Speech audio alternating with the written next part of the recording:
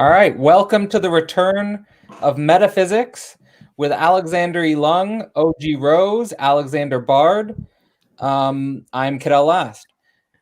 So return of Metaphysics. Let me here just sort of set up a very, very general frame of what I mean by the return to metaphysics. And really, I'm going to sort of just set the stage for our guests here. When we talk about metaphysics, to make it as simple as possible, we want to differentiate it from physics. So physics is, of course, the study of the natural world, the study of the physical world. When we're talking about metaphysics, we're more talking about the primary or the principal categories that we're using to understand the world in the first place. In that regard, it's kind of thinking about the difference between the world in itself and the categories of the understanding, let's say. Now, in the history of philosophy, one of the major transitions that took place, especially in the modern world, was the understanding that metaphysics had to be deeply in touch with cognitive processes, with dialectical reason. And then, just before sort of wrapping up here, I think two of the major figures in 20th century philosophy that sort of stand as polarized figures in the idea of a return to metaphysics could be sort of someone like a Martin Heidegger. Martin Heidegger famously tried to overcome metaphysics and sort of emphasized a return to being in itself. Specifically being in the world, Dasein, over metaphysical categories, and sort of emphasizing that we had forgotten being, forgotten our day-to-day being, simply because we can become transfixed by our own categories of the understanding. We can become transfixed by our own mind, we can become transfixed by our own ideas, and we can sort of lose touch with day-to-day reality. On the opposite end of that, you have someone like a Gilles Deleuze, who saw himself as a pure metaphysician, and saw him as, basically trying to totally reinvent our categories of the understanding. And specifically in relation to that totally reinventing categories of the understanding, took explicit attacks on figures like the German idealists, perhaps specifically Hegel. So with that being said, just want to emphasize there's this distinction between physics and metaphysics. There's this emphasis on trying to understand our own categories of the understanding and the trap potentially of losing touch with our being in the world by getting transfixed by our own categories of the understanding. So let's just use that as a jumping off point, and I'll pass it to you, Elung. Yeah, sure. I think, as many other people, I've grown up in a world that was maybe inherently materialistic. So notions about God or things that was not of a physical nature was very strange to me. And then when I started to go into like the more spiritual aspects of existence, I found a large disconnect between what is presented to us through physics and, the very popular atheists such as Sam Harris and Richard Dawkins and Christopher Hitchens, which is basically a materialist world where nothing else can exist. We also call that for direct realism or physicalism.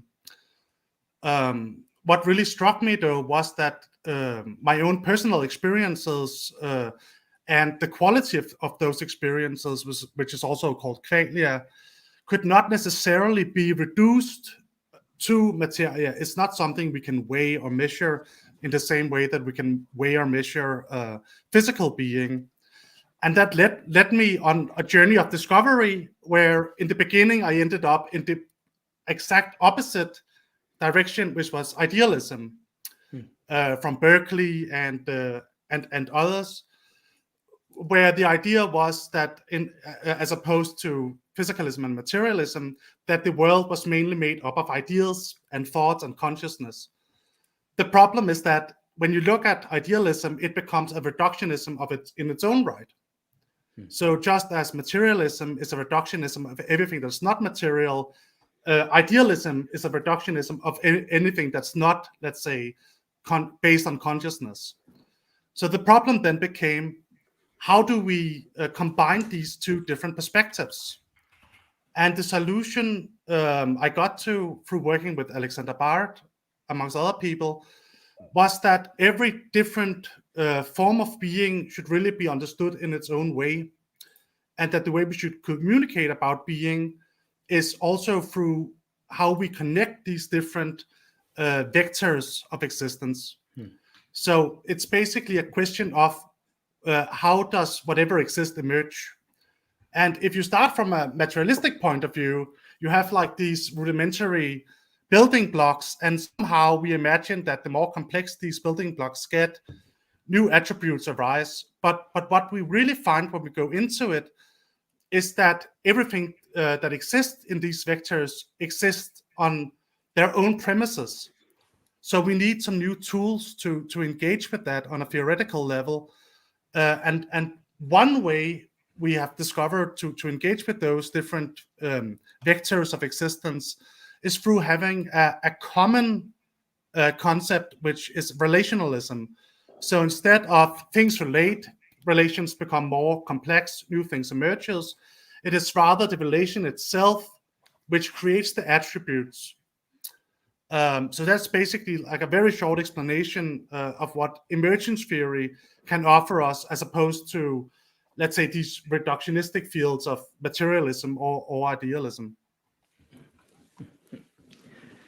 Well, gentlemen, it was wonderful to see you today. Elung, Bard, Dr. Lass, what a pleasure. Yeah, metaphysics is always funny, right? I mean, the word, it has such a magical sound to it. And it means, the section in the library next to the physics section, right? You're like, oh, goodness.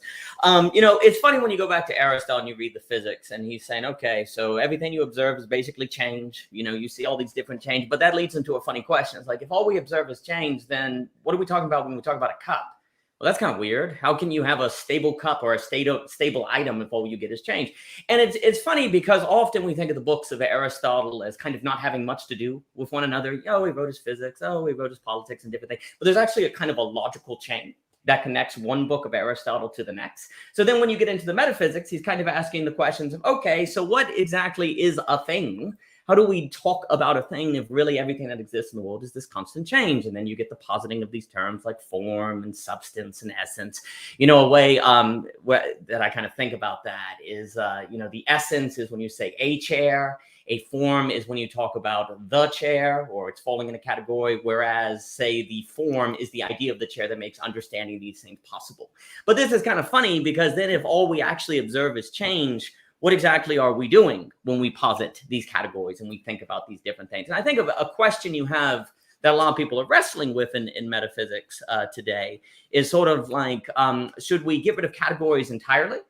Does that hinder development or thought? Or do you need something more like a dialectical relationship with categories, that you work between the different things? You say, yes, that's a cup, but also what constitutes a cup is relative to my idea of what a cup is, and I always have to be existing dialectically with what that phenomenon, ergo some kind of relation with that thing in between the different things to locate the identity of it.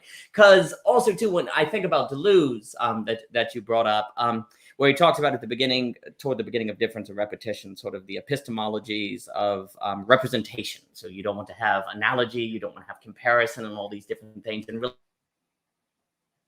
sort of emphasizing that difference is very. And there's also something beautiful about Deleuzian thought, because everything becomes kind of a one of one. It becomes an expression of what I like to call an essential difference. But if you take that too far, then everything becomes very difficult to understand or to conceptualize, because it becomes a one of one. And how do we even understand it into two terms that we can understand and even relate to? And what I find very interesting is actually there's something in Deleuze that makes me think of Hegel. But in Hegel, you have an epistemology that makes it possible to understand and relate to these different things. So anyway, when I think about metaphysics, I always think it's interesting that originally the term means a section next to the physics section in the library. I think about the fact that it follows in Aristotle from observing constant change. So what do we talk about when we talk about things? And how that also leads us to the dilemma today of when we're talking about a new metaphysics, a way to understand the physical world, but also simultaneously, as Elung pointed out, not falling into either a reductionism of pure physical or idealism, and that's why I really do like this language of vectors. How do we develop that? And I think dialectical thinking is quite useful when dealing with a new metaphysics, and also, like Elung is saying, is on relationism. So I think it's a wonderful topic. Okay, I'll step in here. Actually, the reason why I got interested in metaphysics is the reversal of Heidegger's project. I think that people who do philosophy are way too sloppy, applying general categories on things constantly. Now, if you all agree that there isn't a creator God, then we got to clean the creator God out of philosophy entirely. That's why I'm a big enemy of general categories. We have no space for general categories at all. And Charles Sanders Peirce formulated this brilliantly as one of the American pragmatists in the 19th century when he said that there are no laws of nature. Because you got a law of nature that runs forever, then you need a fucking creator God to set up that law and design it in the first place. They're just habits of nature, nothing else. Okay, so what I work with Elung here has been what's called a transcendental emergentism. I'm very adamant about the term, transcendental emergentism. And as far as I'm concerned, having done this now for many years, is that this product is, as far as I know, the best attempt yet of constructing a metaphysics following the cosmology and technology revolutions of the 20th century. We've learned a lot from physics. We were also learning a lot from biology. We're learning a lot from these different emergence vectors. We're also learning a lot of how different they are from one another, and how all these human, very general categories that we apply onto these different emergence vectors actually do not make any sense. The problem here is that human beings jump to analogies and jump to metaphors way too easily and way too sloppily. We must stop doing that. And that is why my return to metaphysics is basically a slaughterhouse of getting rid of all the fucking creator God categories that people are still, fiddle and put everywhere into these things. So transcendental emergentism starts with two very interesting ideas. It starts with the idea that what if consciousness is not the end of things? So we kill reductionism in one end, and I agree with Quentin Melassu that the word we should put there is God, and I put God there as an atheist. I'm basically saying that God does not exist yet. But if something way more complex than consciousness suddenly occurs, we can call that God. That means we cannot go to one end of reductionism, which is panpsychism, then find psyche absolutely everywhere, because it doesn't make any sense to find psyche everywhere in that case. We can also go to the other end, which is the problem of physics today. The problem of physics post the superstring theory collapse is that physics has also understood that we cannot start with space-time. That's now commonplace in physics. There must be categories prior to space-time. That means there must be an emergence vector prior to physics. And this is the emergence vector that we call subphysics in our work. And the fact that we allow for subphysics is an entirely different emergence vector than physics, meaning there's subphysics. Subphysics merely subsists. Suddenly physics exists, meaning we can call that a big bang, or probably more likely a big bounce.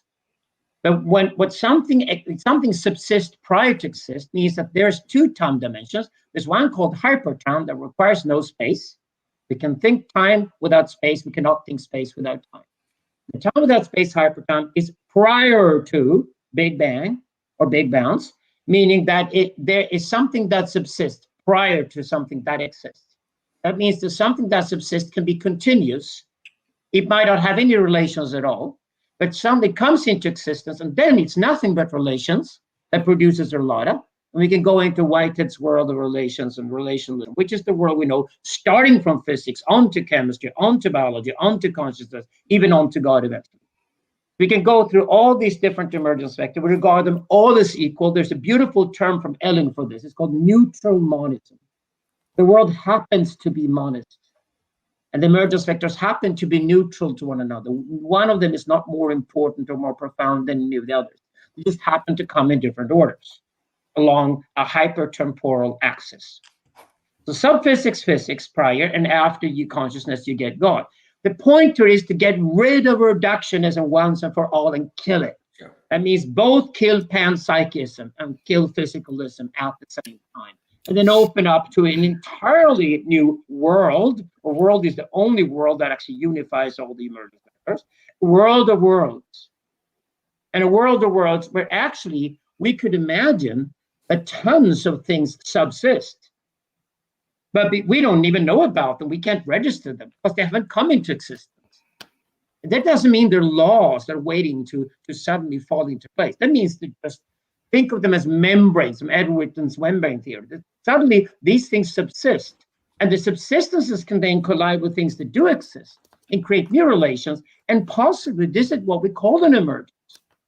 An emergence being not a phase transition, and an emergence being something historically absolutely unique that causes a new emergence vector to fall into place, where the habits in the implicate order leading up to that emergence becomes the laws in the explicit order following the emergence, meaning the emergence. That is transcendental emergence for you in a nutshell. So that's a good place to start.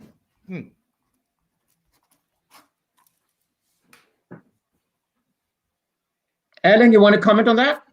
Yeah, sure. So the big question is, where do we go from here?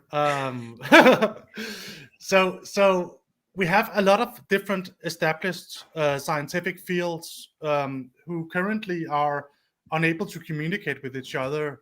The biggest example of which is regular science and psychology, and our friend Greg Enriquez has done a tremendous work on trying to untangle what he calls the problem of psychology.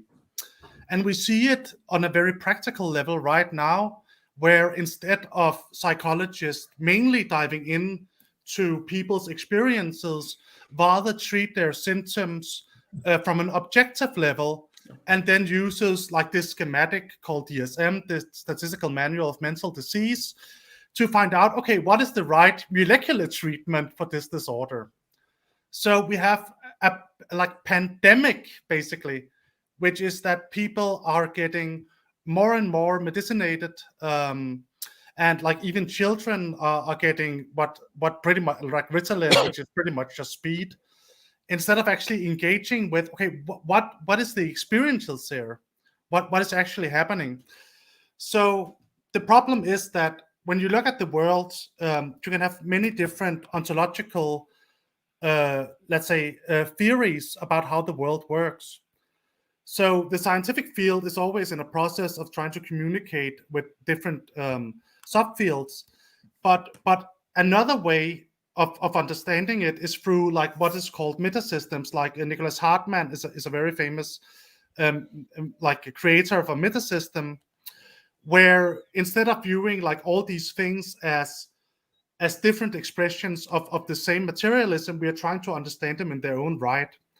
I've come to enjoy the concept nexialism as a way to cross-communicate between different theories. So there's the theory in itself, and then there is the theory of how do we communicate between different theories. And one writer, philosopher I'm very inspired by is Marcus Gabriel, who talks about domains. So like all these theories exist within their respective domains, and then there are subdomains where you have like biology and science, and then you have like the big domain, which is like, let's say, natural science. But then to combine that with, let's say, psychology, we suddenly need a new thing. So this is what Luhmann calls double contingency. So how do you communicate between ideas that are so different that we can't seem to find any like direct connection between them? Because for natural sciences we have empiricism, and to some extent when you go into, let's say, phenomenology, you can also use empiricism, but it's a very different form of empiricism because you're reporting about experiences in a different way. So you need to create a new domain where both can exist under. And the one thing we can always say about domains is that they relate. So what exists within them exists in a relational relationship to each other.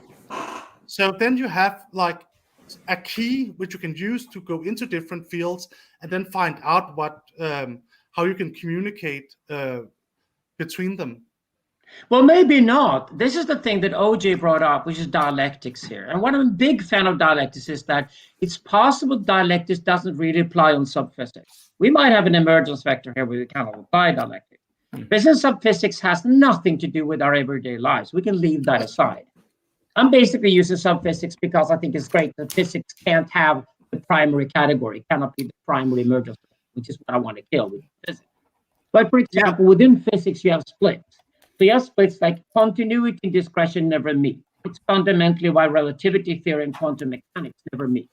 You can't even meet the square on a circle in mathematics because you end up with p. So, we know already that there's so many contradictions built into the very fields that we call the natural sciences.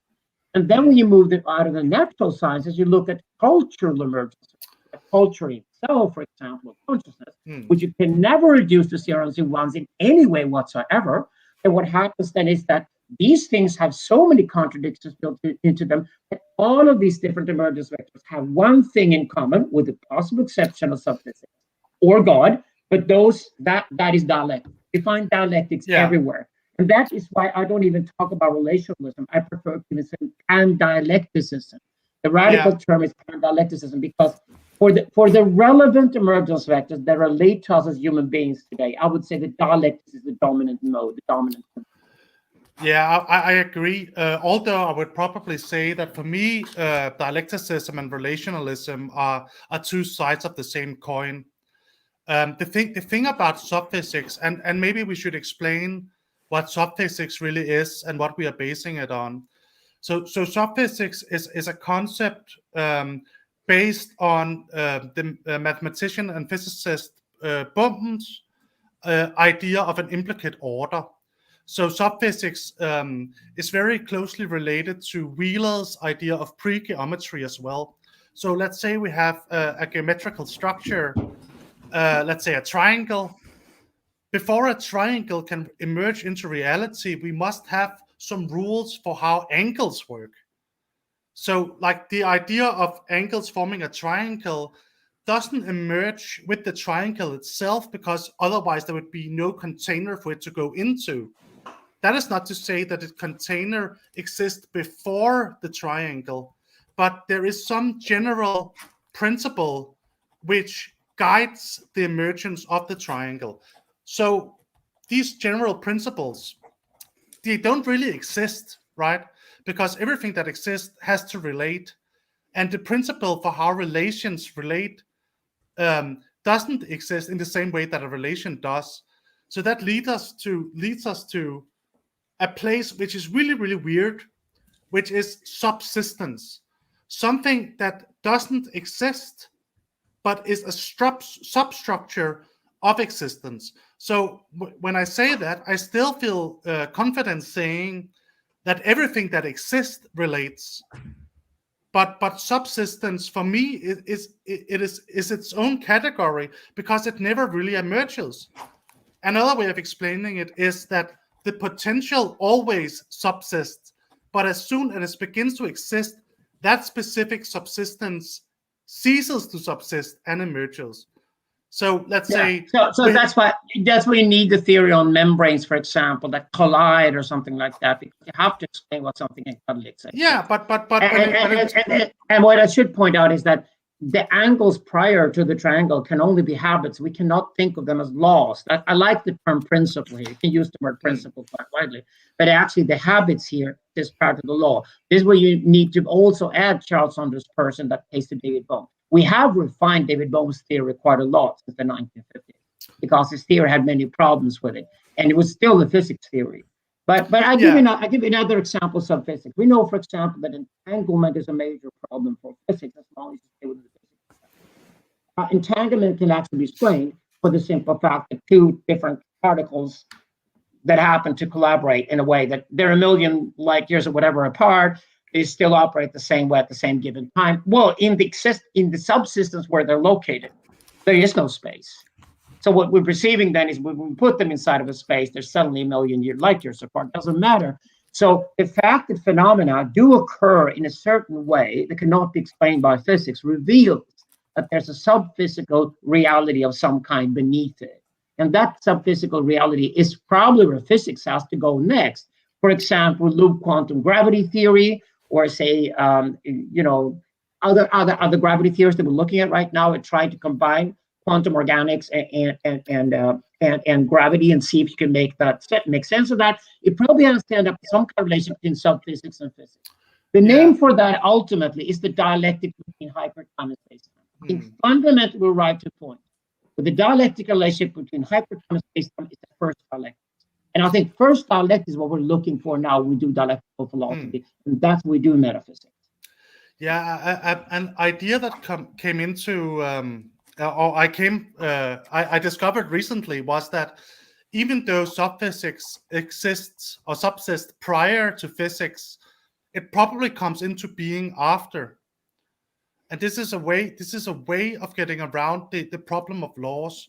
Because if we imagine like these rules for geometry, they don't exist until after the fact, post hoc, that we have the triangle. Then we can look at the triangle and say, well, here are some laws for this specific triangle.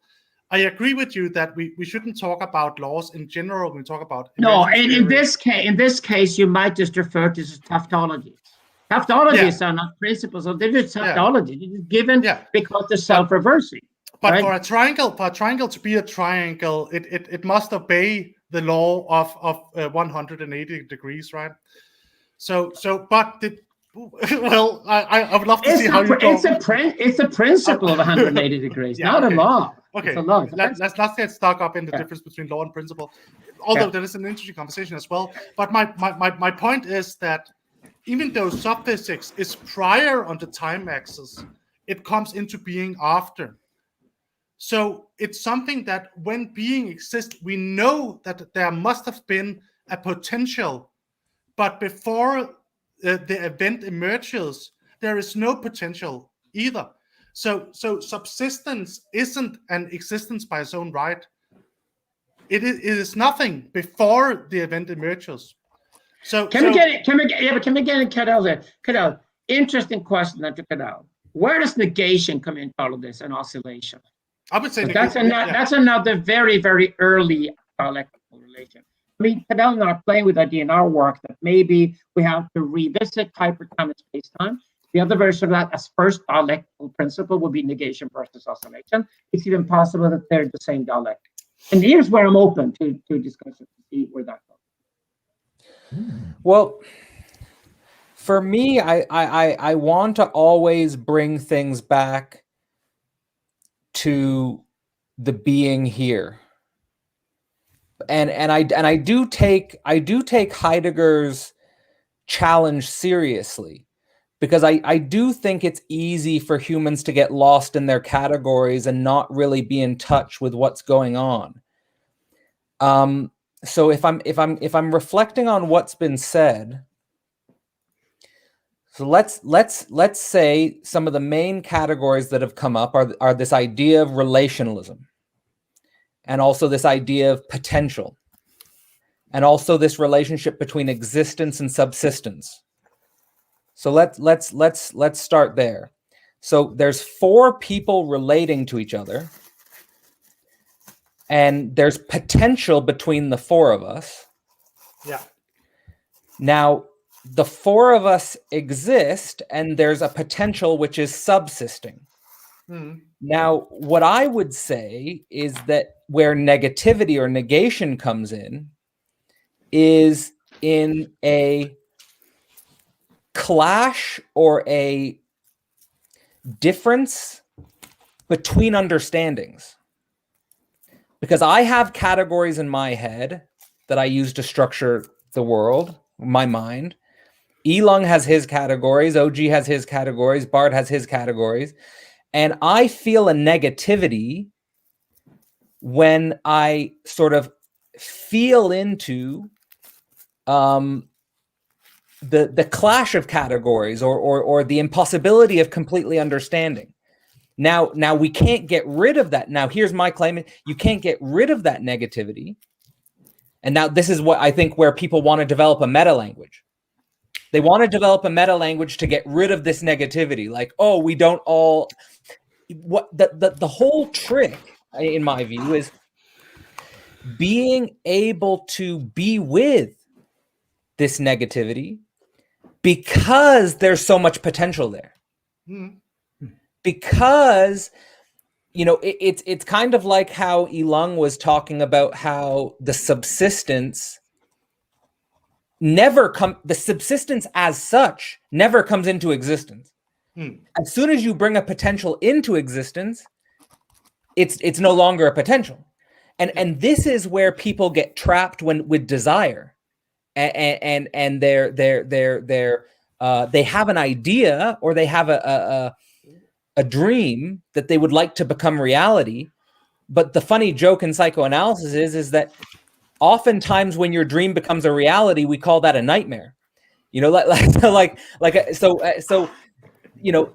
problem is that you have to become deeply enough aware that if you were to get totally rid of the subsistence, namely the negativity, you wouldn't even be a speaking being in the first place. You wouldn't even have the possibility to relate. So I'm basically saying that a return to metaphysics. So before I pass it on, I'm going to say a return to metaphysics would be, how can we help train minds, development of minds, to become aware that their categories of the understanding will never be complete, and they'll never completely agree with everyone else. Yeah. But you cannot get rid of categories, and you have to learn to perceive the potential in the negativity as opposed to recoiling from it. And so before, I had another idea that there's something here important related to space-time and hypertime, because we're so trained in our perception and we're so trained in our understanding to think in terms of space-time, like what we're perceiving right now, but it's difficult to perceive in terms of potential, or it's difficult to perceive in terms of hypertime, maybe even impossible, certainly difficult. So those are my thoughts, how I'm relating to the conversation as it's emerged. I'd be interested, OG, if you want to sort of bounce off that. Well, this is delightful. Goodness. Yeah, it's kind of funny because the moment I say speak, I am realizing potential through action, and we're talking about almost potential without action. So automatically, the very medium, the very way that we were even discussing this topic sort of is participating in a function of causality or so on and so forth that is not like what we are discussing. So, oh crap, what do we do? And likewise, the moment we talk about metaphysics, we're talking about a category, and crap, because categories are problematic, and yet we seem to need them in order to understand. Bard was mentioning the lovely part about the problem of laws and habits. As you gentlemen know, I love the Scottish Enlightenment and David Hume, and David Hume is coming along and he's like, hey, guys, y'all think that you know about causality because of a natural law, but really it's just because every single time you've seen a billiard ball hit another billiard ball, it moves. And after that, you add a natural law and think that it's always going to be the case.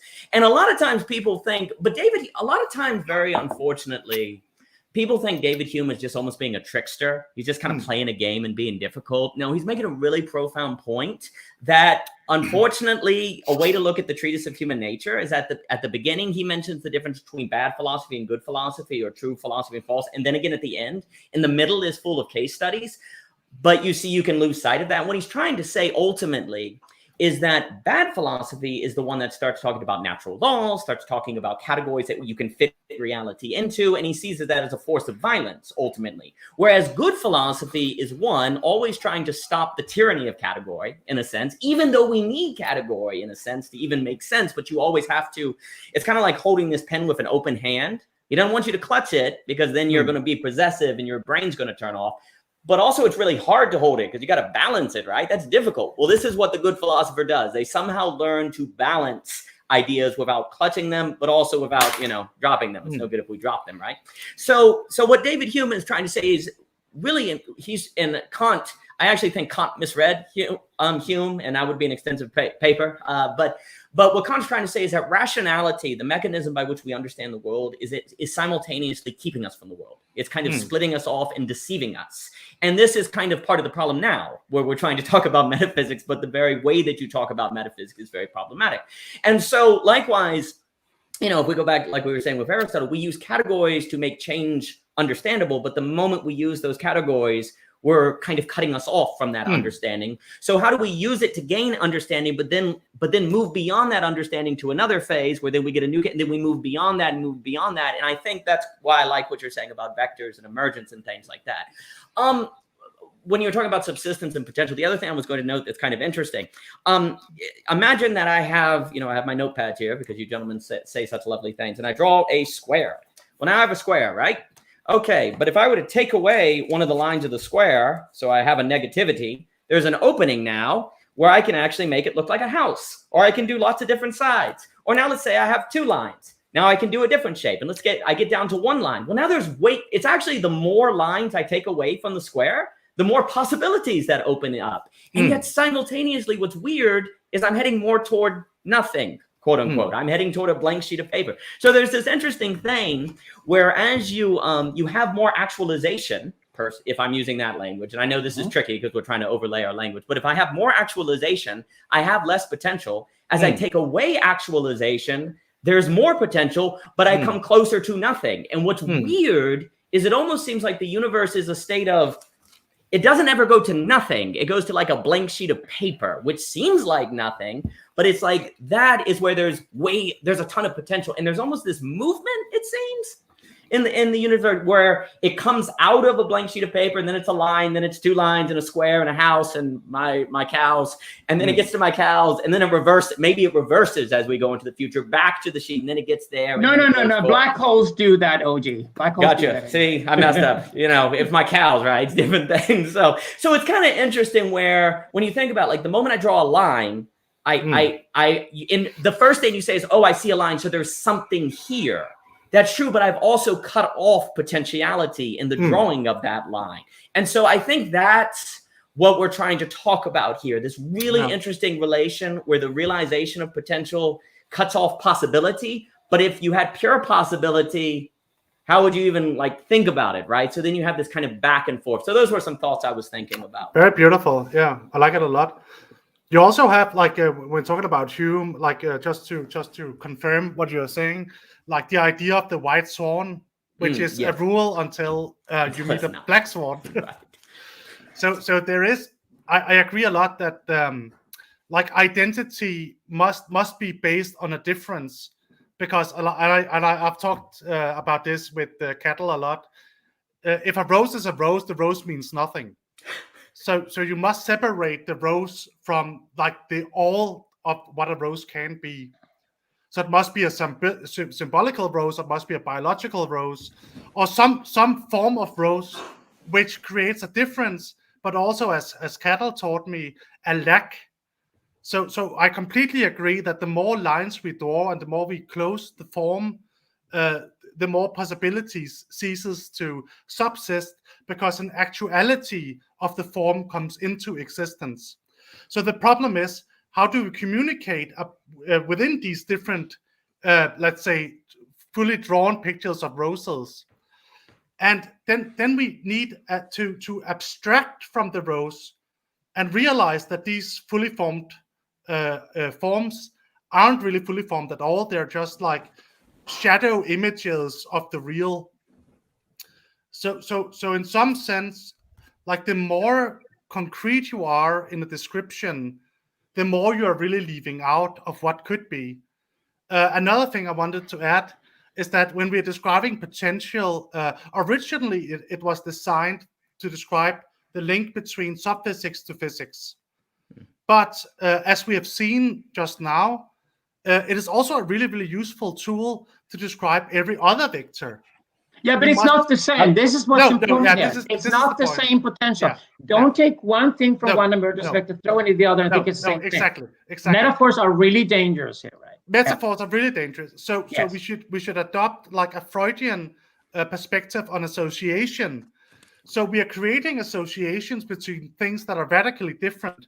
What most meta theories get wrong is that they take those associations as being concrete, and then they destroy the potential of actual difference, which can lie between them. So we should have a concrete language and we should have an abstracted language. So we can use these same concept. We could use relation, but relations between atoms is nothing like the relation we are having right now. They are operationally completely different. The relation between chemistry and biology is also completely different because you're moving through radically different paradigms of being. So even though we can use these metaphors to create like a shared language of metaphors to understand, okay, what are we really engaging with, we should also leave out a place for the lack, or what they're lacking, or what their differences actually are, and that lack can never be filled. So it's as important to leave out the room between the lines as it is to create the lines in the first place. Okay, here comes an important point. There can be no general emergence theory. Sure. I give you a perfect example of that. So what we talked about here is a lot about 500,000 sperm going down towards an egg. One sperm gets through to the egg, game over. That's an actuality. That's potentiality, actuality in a general sense. Yeah. But then actualities and potentialities can be very different depending on the emergence. In emergence, because this is very Hegelian here, remember this. The entire emergence vector theory that we're developing has to be rewritten if a new emergence occurs. Sure. The entire theory has to be written. There can be no general emergence theory. And it's basically us as human beings, or possibly some kind of God in the future, some kind of strong subjectivity, the strongest subjectivity possible, that probably dictates emergence vector theory itself. So, for example, where we're located right now, we think of culture as one emergence, within which we have paradigms called human history. We then have other emergence vectors like biology that are very relevant to us because of biological creatures, etc. You know, the thing, though, is that what's interesting here, if you take this theoretically, sorry about it. Just going to turn this off. All right. There we go. So if you take this seriously here, that means that an emergence can both be some kind of increased activity in a sort of Deleuzian or Nietzschean sense. It just increases activity to a certain tipping point where it just then explodes into an emergence and becomes something entirely different and opens up. And obviously an emergence vector has some kind of stability to it. It didn't exist in the prior state. We were in the implicate state, did not exist, but in the explicit state, it has probably has some kind of stability that can exist for some time. You know, we could think of emergence vectors that they could exist for very short periods of time to qualify. We can decide that later. But an emergence could also be an OJ's, or maybe Cadel's way. It could be something that just things are lost all along the way, like a wave function collapse operates in physics. Okay? Suddenly everything is lost, and because it's all lost all the way down, boom, there's an actuality, game over. And in that sense, negation could also lead to an emergence. What we must be open to is that when we, in hindsight, create a history of the entire universe that we call an emergence vector theory, we must be open to the fact this theory must be rewritten if a new emergence occurs, the way we rewrite history itself for human beings. If a new paradigm occurs, like the internet today, the entire human history has to be rewritten as if it was leading all the way up to the arrival of the digital age. Otherwise, it doesn't make any sense to us. And this is why we need to be so radically Hegelian today, in that we must skip all these general categories and try to move them as much as you possibly can, to have a few of them as you possibly can, and then can start looking at emergence vector theory and transcendental emergencism, and finally get back to metaphysics. I want to jump in here because I want to say that the way so like, for example, the way I am right now as Cadell Last is very improbable considering my origin, for example. I would say that the way I have emerged, especially in the last 10 years, but even if I push it back further than that, has been through, to use the Hegelian language, tarrying with negativity. Being with it, sitting in it, being patient with it, and not seeing it as a big deal. And that has led to emergences. But it requires that I perceive the sort of the language I'm using more and more frequently. It requires that I perceive the pregnancy of the moment.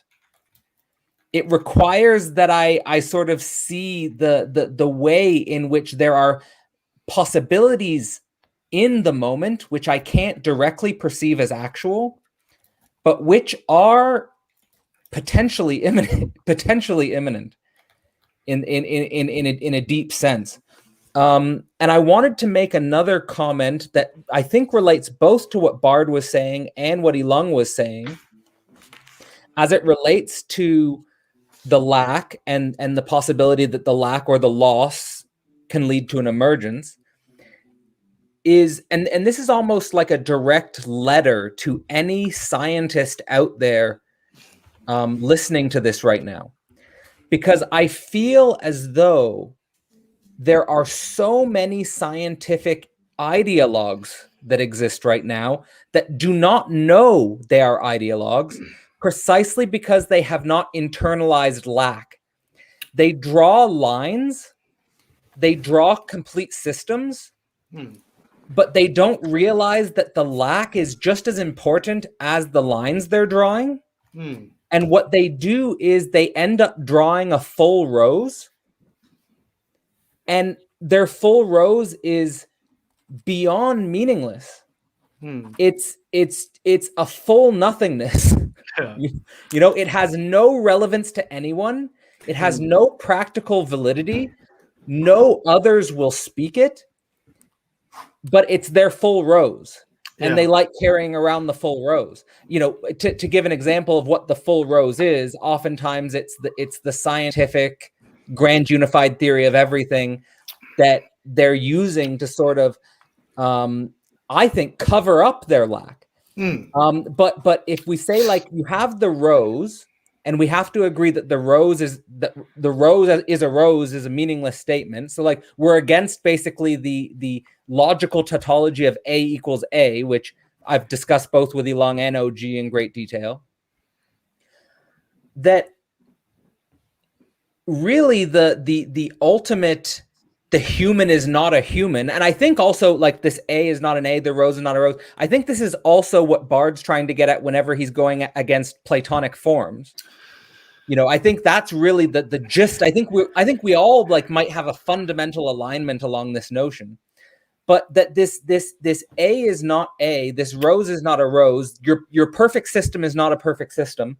It requires that in order to really think, you have to include the lack, which can be extended to the end, which is death. You have to include that within yourself, and then the possibility that something really interesting could emerge is I don't know, highly probable, or at least, you know, like, likely. Did you guys play with Lego when you were kids? It's Elung's country. Okay. You always remember you play with the Lego and you were finished and you knew you had to tear it apart because you couldn't play with the Lego again. And there was always this guy sitting in the room who just couldn't do that. He just couldn't tear the Lego apart. That's the play. He built the perfect house. He built it. He's waiting for his mother to come in to applaud it because he built the perfect house. He's perfected the Lego. And the rest of us just go, no, we're going to build again. Like, you're dead, yeah? You're dead. The guy's dead. That's Plato. Plato's just death wish and nothing else, right? Yeah, so I think you tear the Lego apart, right? And that's what philosophers must do constantly. Of course they must. And that's the point with transcendental emergentism. The point is that we are the guys who tear down the Lego all the time. And the number of disembodied intellects that secretly want to die is enormous. The number of scientific intellects that secretly want to die, I think this is an industry. No, I agree. Now, Bard, does that mean my little brother was Aristotle whenever he took the Legos and threw them down the steps, you know, and shattered them? I guess that makes him Aristotle. I should go apologize. He was saving me. It was Heraclitus who said, it's not even the same Lego. It just goes down. Well, Jim, I wanted to know, you know, you've been mentioning metaphor and the problems with metaphor. You know, it's funny, you say, you know, so a rose is a rose is a rose. You get that Stein line, right? And everyone was like, well, what's going on? You know, a rose is a rose is a rose. And it's very interesting because a lot of modernism, like we go to T.S. Eliot in The Wasteland, where he says, you know, I shore these fragments against the ruin, London Bridge is falling down. There's something else. And he says, Shanti, Shanti, Shanti. And he's going throughout one of the big revelations of modernism is that literature that was very stuck in its categories, that had like set metaphors and sort of set language, was not adequate to describe society. And a lot of the artists then, like, were trying to break it apart. Or someone like Joyce was like, well, let me use the mythic method in Ulysses. I'm going to structure it relative to the great story. But it was actually making space for difference. There was a structure there, but it was behind everything. And then he eventually leaves it as he goes into Finnegan's Way. So there was this kind of idea that, and then I think the premier poet of that is Hart Crane, where he's like kind of going into all these what we would call mixed metaphors. And I would actually note that, and I was talking to Greg about this, that the what we learn in English class, that mixed metaphors are bad, or that you should only use one metaphor, actually contributes to the problem that we are discussing. Because if it is the case that Hofstadter and Lakoff and different people, they talk about how metaphor structures reality, our metaphors actually structure reality. Well, if we've actually been trained to think that a single metaphor is what smart people do, or kind of sticking to a category and staying consistent to that, then we will literally think in a way, if there is something about metaphor that structures our thinking, to be unable to get at the ideas that are in this discussion. So I find it quite kind of interesting that what does English have to do with metaphysics? Well, if it's taught us a certain rule about metaphors and sticking to it, that can be very problematic. And I think we have to open up to something I almost want to call transitional metaphors, which are different from mixed metaphors and kind of something that you're moving beyond and leaving behind. And we're always holding them with an open hand, which is very important. And you see, I think what Cadel's also getting at, it makes me think of Leibniz, and you were talking also too, this problem about similarity and difference and how they go together. What's really interesting is two things can only be similar if they're not the same thing. Similarity is always evidence of difference. And I think Leibniz in some of his earlier writings, and Anthony was talking about this, talking about two temples. And this is what's also very interesting. So let's say you have two identical temples, totally identical, and you're inside one of them, okay? And then you go inside the other one, but you don't know you've moved. You actually couldn't tell that they were different temples, right? The only way to tell that they were different temples is to actually observe them at the same time. Then you could say, oh, but the funny thing is that the very act of having to put them in a context where you can tell that they are different would simultaneously prove their similarity. Because you go, oh, the reason I thought they were the same temple is because they're completely identical, but now that they're together, I can see that they are distinct. And you see, so anytime you're talking about a similarity, you're simultaneously acknowledging a difference, because if you actually had sameness, well, then there wouldn't be two things. They would be the same thing, right? And so I think a lot of the stuff that we have to talk about, I think, with metaphysics today is the problem of potentiality and actuality going together in the way we were describing, on similarity, simultaneously observing difference. But then also, if you can call something different, that means it's in a relation with something that it's similar enough that you can identify it as a thing that is different from the other thing. And so then also when Cadel's talking about lack, well, in order to have a lack, there has to be a thing that is relating to that lack. So these are the kind of paradoxical, which I think is super important. Another thing that's gotten us in huge trouble is that we use paradox and contradiction as similes. That is not, a contradiction is a negation. A paradox are two things that exist in a somewhat unstable situation, an unstable relationship, but through time, it works out, or they can go together, but just not in the same moment of time, perhaps. And you see, we've just kind of almost been trained through years of education, science and different things. Because, the point I was going to make is that, I think modernism with T.S. Eliot and Joyce and them were actually understanding the problem of category and metaphors that we're getting at. So then we made sure to forget what they told us. So let's forget about those as we move into postmodernism and whatever we are now. I don't actually think we learned the lessons of modernism in the style what they were trying to get at. So it's very interesting because we're talking about metaphysics has to ultimately be paradoxical, but we've kind of been trained our entire life to think of truth as being not paradoxical. That's what we've been led to believe. So that's why we get so messed up on all this. And then before passing it on to Cadel's point, this has extremely this has major consequences, because if paradox is not an option because we've conflated with contradiction, then we have to be aiming for internally consistent systems or stagnant systems or systems that don't move, like you were mentioning ideology, which is a death drive. So then you end up having a death drive going on because paradox is not, as I'm using it, is not a valid category. So we all get set up. It's kind of like that Kafka story where the mouse is going down the hall and it's like, the walls are coming down. Oh me, oh my, what will I do? There's a trap up ahead. How do I turn around? You simply have to change your direction, said the cat, and ate up the mouse. We developed paradoxism and paradoxology. John Söderqvist and I, we wrote The Global Empire. The frustrating thing was that paradox in itself is only two, not three, fundamentally. I prefer to use the term neurotology because neurotology is very close to human subjectivity. Neurotology really starts with three different narratives that can never be combined. So there's logos, there's mythos, and the pathos. And that's both how most of nature operates, not all emergent sectors. Subphysics doesn't necessarily have to be paradoxical, but certainly starting with physics and the Big Bang difference and repetition and all these things are emotion. So from the other from the relevant emergence vectors, we can discuss these. And they certainly have paradox in them. But the paradox makes sense. The narratology fundamentally is that logos is what we usually reduce to zeros and ones, what most of the natural sciences are obsessed with. Pathos are just the forces of nature, for example. They cannot be reduced to zeros and ones. Gravity certainly is one of them. There might even be any gravitons. Gravity might be totally different from the other forces of nature. It could even be a force of nature that could exist in several universes in case that exists as well. Gravity could be radically different from the other one. It can be exactly what Einstein and quantum organics were never united, and maybe never can be united. Thank God, that's wonderful.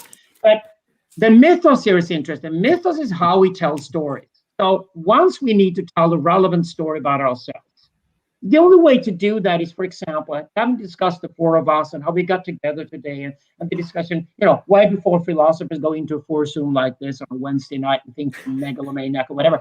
All of that is mythos, right? Netflix series is mythos. Anything we tell about ourselves is mythos. Your family history is mythos. So we're surrounded by mythos. Mythos and logos are not the same thing. And we try to turn mythos into logos. You become an analytic philosopher, autist, and then you fail at everything you do. Language and mathematics, not the same thing. There's not a meta-mathematics, there's not a meta-language, for example. Language and mathematics fundamentally different.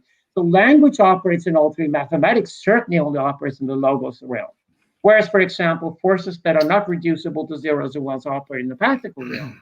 And our own way, this is why pornography in movies don't match. Because pornography is pathos, pure form, and a movie has to be mythos. You put a porn scene into a movie, it doesn't make any sense. Everything is wrong because the narratology is fucked up.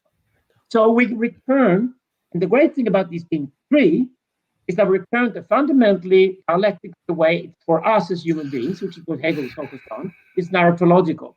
Then we must discuss, are dialectics relevant to the other emergence vector except for culture and consciousness? That's a different story. Yeah, but did you say that mathematics wasn't a language? I would perhaps take like a Wittgensteinian perspective and say that I use the terms radically different. I say you must not call mathematics a language. That's just a proposal. You're lazy if you try to make it a language. It's not. It's zeros and ones. It is a form language. It's a form language.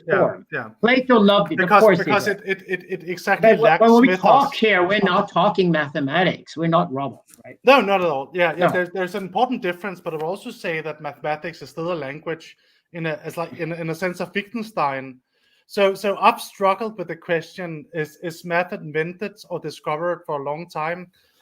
But like one of Wittgenstein's points was that, we could also say that chess is discovered because it's based on mathematical rules, and we add. It's tautological. If it's tautological, Wittgenstein. That's why I don't like Wittgenstein. I find him banal. Him banal. What is tautological is just self-referring. 1 + 1 = 2 is a construction of self-referring. Well, you still have some, I would argue, narrative structure which even allows addition instead of just the thing in itself, where it's just like 2 as it is. Like whenever you say 1 + 1 = 2, you're adding a narrative of addition. Like you're adding an experience of something being added. Like the ontic world doesn't work in addition or equations at all. It just is.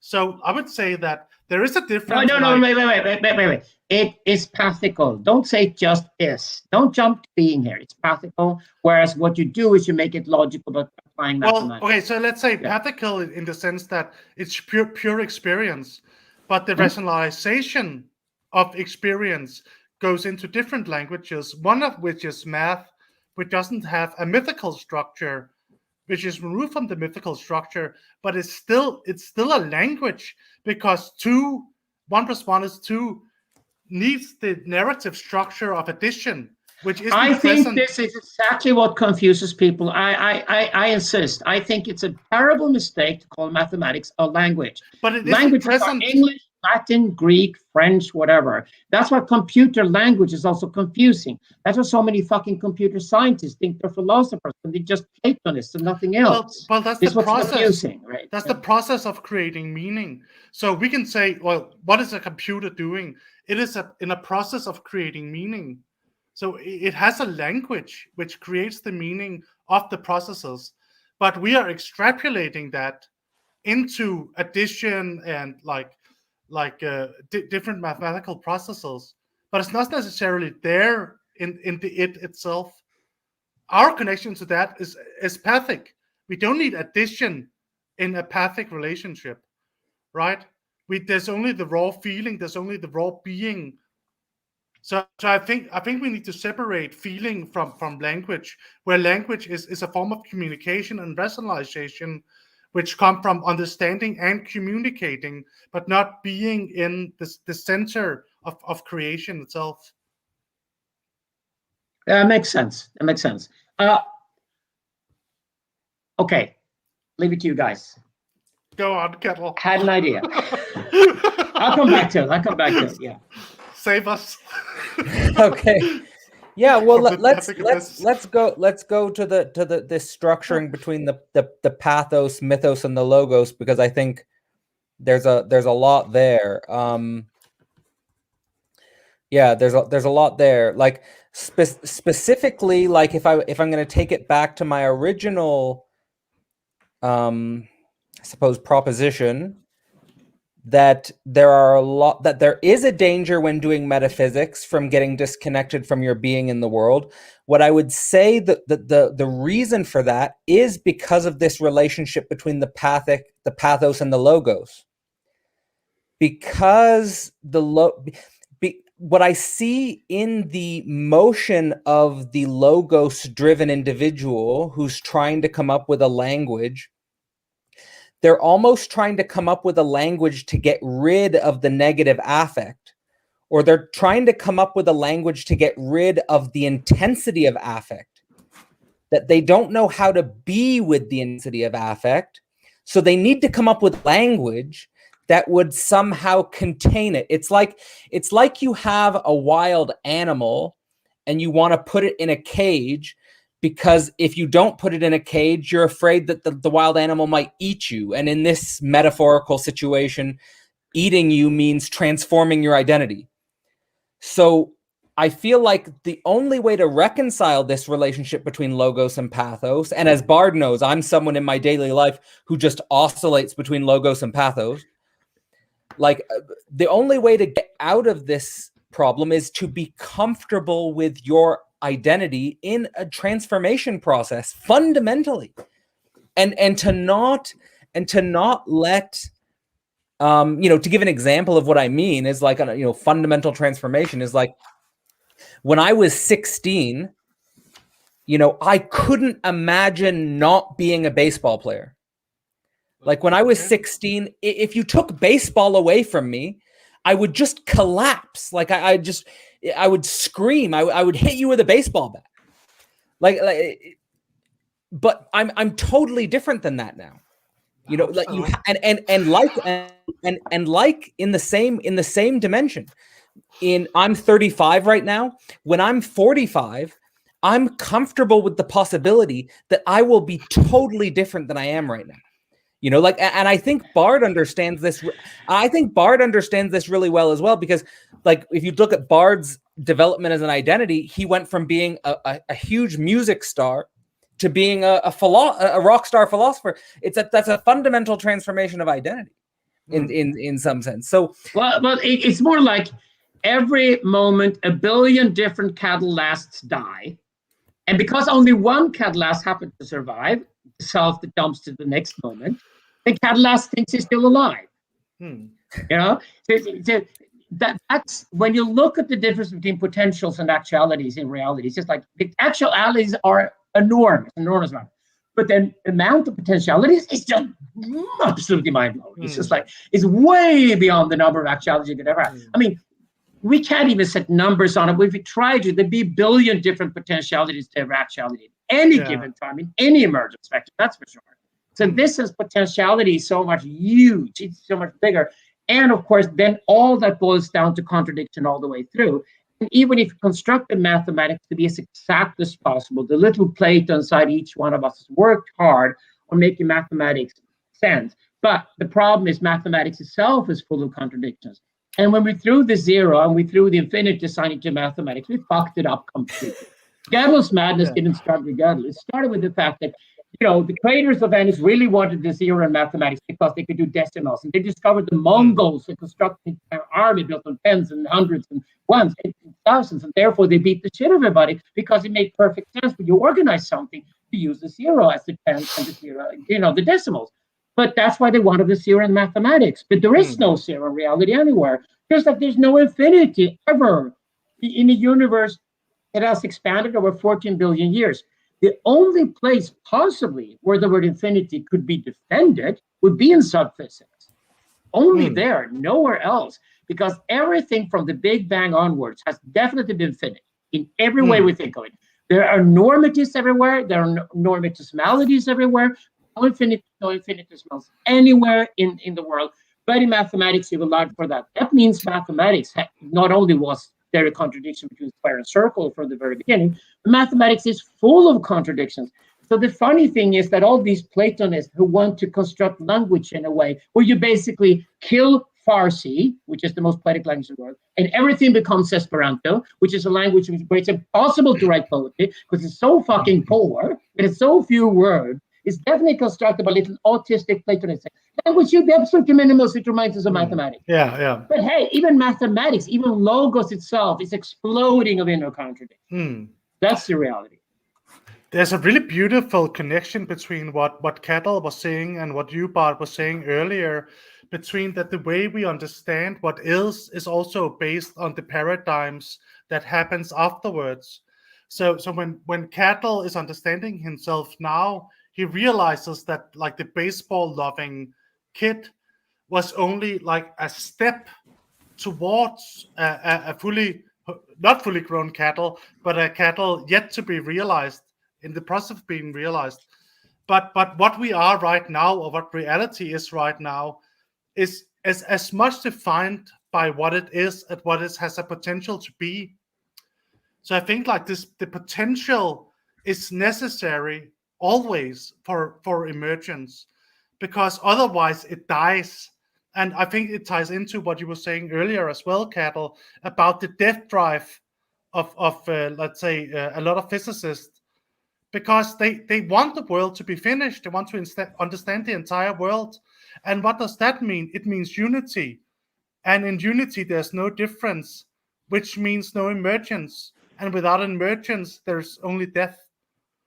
So I think like leaving the lack in front of us as well as behind of us is the necessary step in towards making progress. Yeah, I really like the way that's framed. Again, I think that it comes down to, there is on the one hand, the risk of intelligence cutting itself off from affect, and there's the other annoying tendency for the intuitionists, or like the people who are so affect centered that they're against any conceptualization or against any logos. So you just have to be able to hold contradiction, which, as OG said, contradiction and paradox are not the same thing. You have to be able to hold contradiction, which means to be able to hold negations, fundamental negations of your identity, and that should be like, when I say fundamental negations of your identity, it should be fundamental. So the best example I could give of that is, if you take, I've said this before, I think on a Stoa podcast, but one of the most interesting things about Ray Kurzweil is that his dream in the singularity is to be a woman and to have sex as a woman.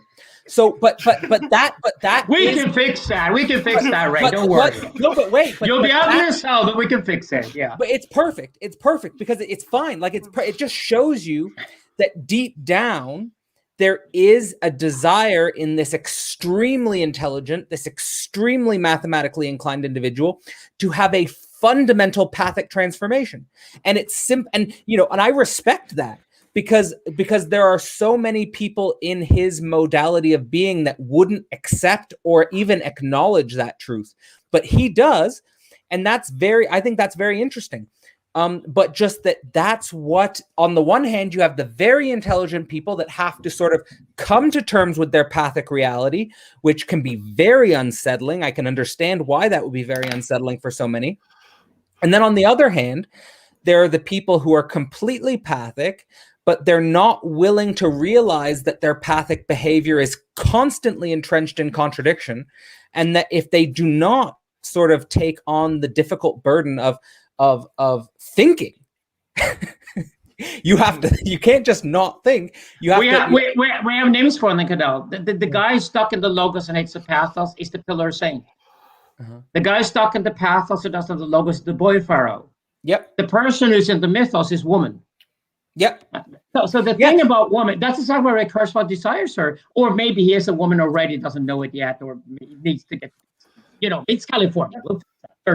Right. But the thing is, these are the threats to metaphysics. These are threats to metaphysics. Yeah, but sexual attraction, this is where neurotology is the big. The sexual attraction is that man is torn between logos and pathos and must stay there. The only way to be a whole man is to stay within the contradiction between logos and pathos and the dialectic between the two. You're never of the two. If you become much of the logos, you become the pillar saint. If you become much of the pathos, you become the boy pharaoh. And that's exactly what the bad leaders of history have always fallen into one of these two traps. I mean, Osho's murder of Mahatma Gandhi, check it out on Google. Mahatma Gandhi was the ultimate pillar saint, right? And both Muhammad and Adolf Hitler and Stalin, to a certain degree, were boy pharaohs, right?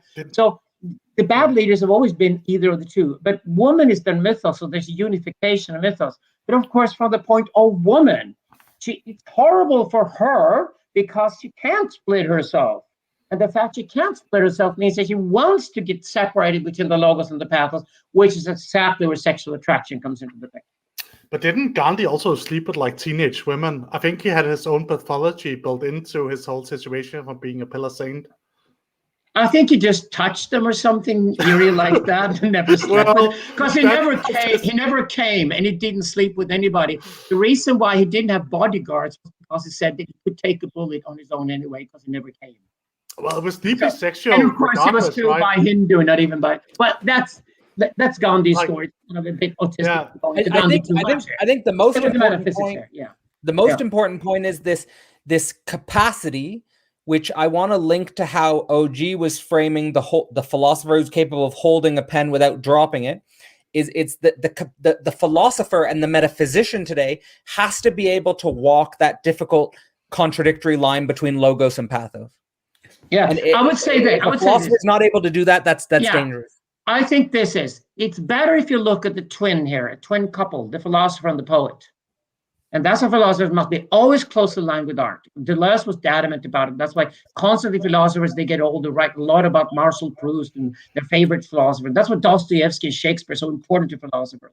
The trick is that the philosopher and the poet are like twins. So the philosopher can allow himself to dream about defining the world through logos. Whereas the poet, of course, loves to expand the world, blow it up through pathos.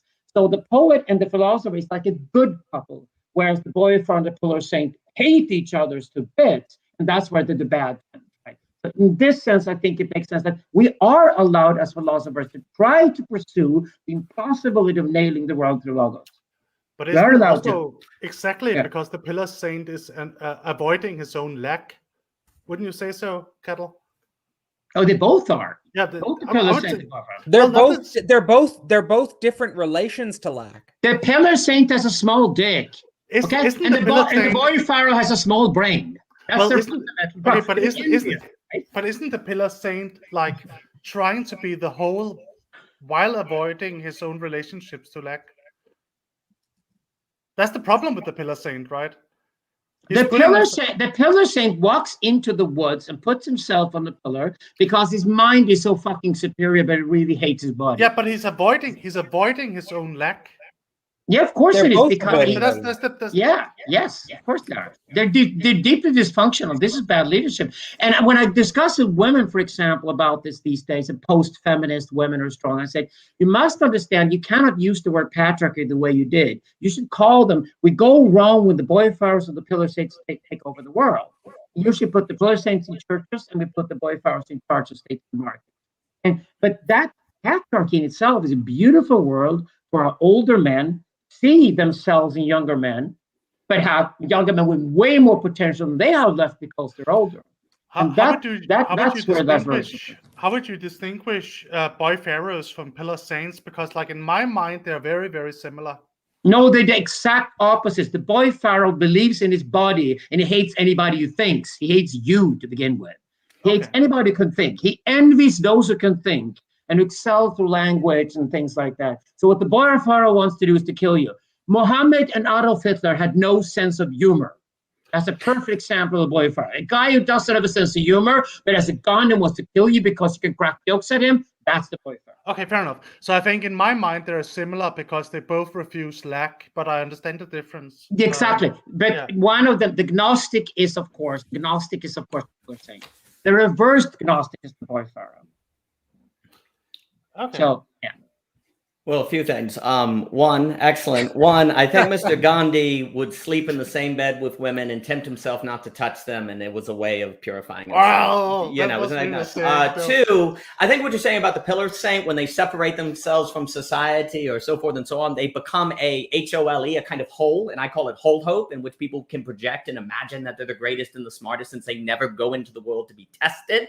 So I do think there's an avoiding of lack that then turns you into a hole in which people can fill with their projections, because you never have to get tested. You, quote unquote, you never go into the world. It's like we all, you know, for example, we all have the next great invention in our head. You know, we just haven't gotten around to making it yet. And so never, you know, we've all got an amazing story. We could all make a great movie. I'll get to it one day, but we never actually want to do it because we just like it when our friends think we're the best artists around. And if we actually made art, they might find out it's not the case. The third thing on what Bard was saying on the poet and the writer, one of the worst things is that, that has occurred is now philosophers almost moralized, not being literary, and writers moralized, not being philosophical, and they both kind of died. And like fiction, if I'm going to be bold, I think a lot of the fiction on the New York Times is not very good, precisely because it's almost moralized not to get into the big questions. But why in the world would you sit down with a 600-page novel that's hard to read when you could watch, I don't know, Squid Games on Netflix, unless there's some deeper meaning going on, right? So, but what's funny is it's always been a very difficult balance, because the writer who's overly philosophical then becomes dogmatic, or they're pouring in from the top. But likewise, the poet who's overly philosophical then isn't a very good poet. And that's, again, another thing why I go back to the modernists, because I think people like T.S. Eliot, who I go to at, you know, these different, right? Virginia Woolf, you know, she has that section into The Lighthouse where all time is combined and yet it's still beautiful. Like the modernists had this, they were very keen on trying to figure out how to find that balance. But of course, the balance is always a threat, because, and this is, I think, what it gets at. Basically, good art, is a art form. And when I think about an art form, I think about cooking. So you go into the kitchen and you need salt and you need sugar, and, you know, because all my kids wanted brownies, and you put the flour in different things, but you got to get the right ingredients. You have to have it in the right order. You have to cook it at the right, there's all these elements, right? And there's no hard formula, because you taste the brownies, you go, they need a little more sugar, and you put a little more sugar in. You write your story, it's like, it's missing some big questions. Let me add some big questions. You do your poem, it's like, it's a little fluffy. It's not really getting anything. Let me add anything. But here's the thing. Since it is like cooking, since it's a feeling it out, like sensing it, one, you have to be present. You have to be in the act.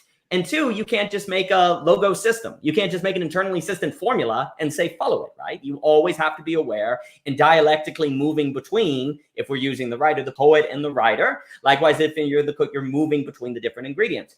Well, screw that. We don't want that. Just give me the right philosophy that tells me how to, I just want to figure out the universe. I don't want to have to be aware and moving between emergent vectors and relations and all that different stuff. That's all hard. So one of the things that has gotten us in trouble is thinking about philosophy and metaphysics as quote unquote system building, right? As opposed to, it's more like, if you use my language, cooking, where it's more like an art form, right? Where you're trying to find the elements, and like you're saying, you're exploring something, you're not quite sure, but then you're looking for internal consistency between your premises. But then you also realize as a philosopher that coherence does not necessarily mean correspondence. You could go get coherence, but maybe you're self-deluding yourself, so you hold it with an open hand. All of these skills to being a philosopher and a metaphysician. And we have not been, we've been generally taught that that's not what you do, you know, and then when you find out you have to do it, it's quite an awakening. And I did want to add one more thing. Well, I actually wanted to comment on the math language thing because, I did sign language for a lot of time. I took ASL, and, there was a big debate because ASL can't be written down if it's a real language or something like that, right? Because it's all just form, and it was like a big debate. And you kind of had debates too, where it's like, well, is a language something that's meaningful? But then it was like, well, wait a minute, a bookcase could be meaningful because it's my mom. Does that mean a bookcase is a language? Things like that. It's a different stream of thought. But I also think on the question of is math created or discovered, is 2 + 2 = 5 created or discovered? Well, we all know that's created because it's wrong, right? So we're always talking about math that is right. Well, how do we know what math is right? Maybe 80% of math is created and 20% is, realized, or some sort of mixture of the two. We would determine on what's right and what's wrong. And that gets really, really difficult. And I'm not an expert in that field, but I think about that sometimes, that whenever we're talking about the possibility of math being realized as opposed to created, we're talking about the math that is correct. I would assume, unless we think 2 + 2 = 5 somehow corresponds with something in reality. So the last thing I was going to say that's so funny, like you were talking about Cadell, this idea of billion deaths and so on and so forth. So Cadell, if I use the language of pathos and logos, which I also wanted to say, I like your point, but when I talk about paradox in literature, there's the paradox of the characters, the paradox of the character with the plot with the character. Like, paradox is not just a binary, but certainly that is used often as a binary, where Neurotology sounds like it's consisting of more elements. So that's fair. That's a fair point. But it's kind of interesting. So my pathos is constituted by a difference, fundamentally, right? I'm always like changing from moment to moment. I'm dying. The subject is something that's different. And yet the only way I have to know myself is with a mind that's finding similarity, that's trying to see the congruent, that how they all go together. And similarity is towards sameness. But the moment you have sameness, you have death. So there's this real problem in which the only tool I have to know myself is the very thing that's killing me. And yet I need to know myself in order to understand life. So how do I think using a tool that's discovering similarity and thus towards sameness that doesn't go too far in the direction of sameness, and that also I get intelligibility without failing to realize that I am in fact dying every second. And I also wanted to add that ideology, which actually I think as an internally consistent system is precisely what doesn't make that mistake, and that problematically rationality is primarily in the business of coherence, not correspondence. That doesn't mean the coherence doesn't correspond. It could. It's just very hard to tell. Well, that means rationality that's giving us ideology and self-identity and so on and so forth has a self-referential function that then leads in the direction of creating conspiracies and the QAnon and all the different things. So how do we, all of that is a death drive, but the very thing that then we have to stop and fight the death drive and make life intelligible is the rationality of what causes that problem. And I think the philosopher and the metaphysician is aware of that and are always fighting with it and trying to figure out how to go about cooking the brownies for the kids, per se. Great. Well, I got news from phenomenology here. And actually, the first thing we spent time was ambivalence and not sameness. Because sameness will automatically disqualify. So if you're gonna take on tons and tons of information, you must slaughter it 99.9% of it right away. It's all right. Ambivalence is what you spend time on, because imagine you're stuck in wilderness and you're like a nomadic human being or something like that. A certain ambivalence is what you need to spend your energy on. You need to focus on. You probably spend some energy on the first ambivalence to your system. The second ambivalence is a warning, a lot more energy spent on it. The third ambivalence means your entire worldview is wrong, tear it apart and build a new worldview based on these three ambivalences, right? And that's essentially what we do all the time to try to grasp the world. That's based on it. So I would say ambivalence solves the problem. And ambivalence is not ambivalence, certainly, how can I survive? It's incredibly survivalist.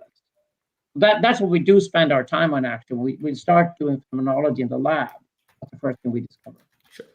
I think that the answer to, so like, if I'm going to jump in here and just like sort of play on this idea that OG's sort of forwarding here about pathos is constituted by a difference, and logos, how I know myself, is constituted through similarity. And basically the main problem I've outlined in this podcast from my point of view has been the way intellectuals can, without even knowing it, take sameness too far and go into a death drive. Basically, that's basically what I've been saying.